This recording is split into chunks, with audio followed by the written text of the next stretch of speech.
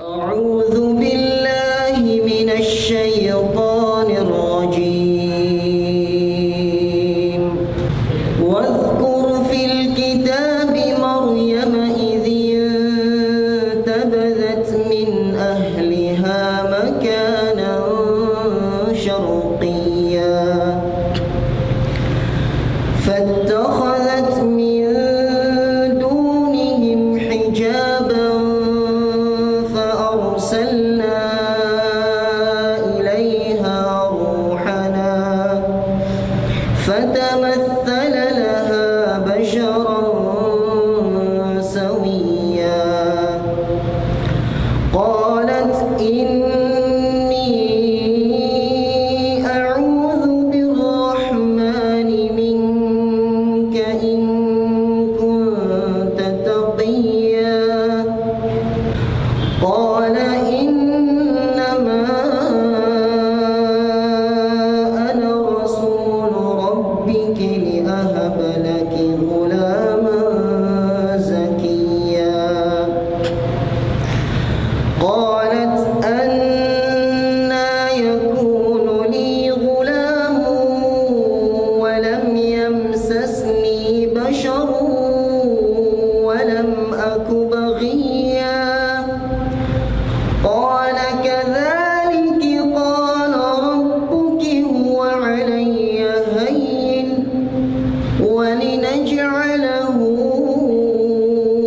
آية للناس ورحمة منا وكان أمرا مقضيا. فحملته فانتبذت به مكانا قصيا. فأجاءها المخاض إلى جذع النخلة قالت يا ليتني مت قبل هذا وكنت نسيا منسيا. فناداها من تحتها ألا تحزني قد جعل ربك تحتك سريا. وهزي إليك بجذع النخلة تساقط عليك رطبا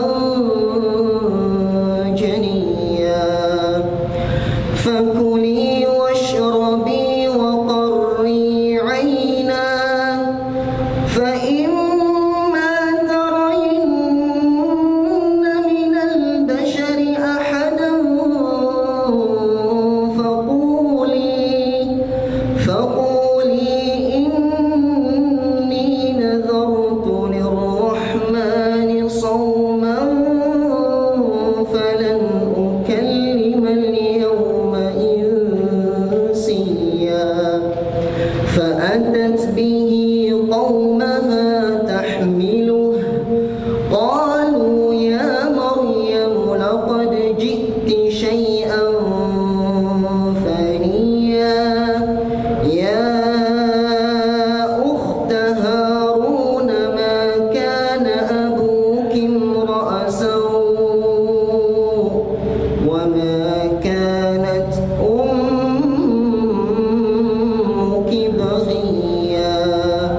فأشارت إليه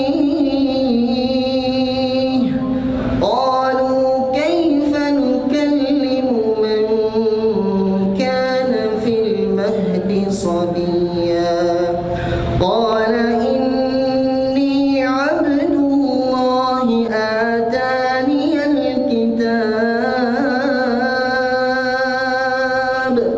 وجعلني نبيا وجعلني مباركا أينما كنت وأوصاني بالصلاة والزكاة وأوصاني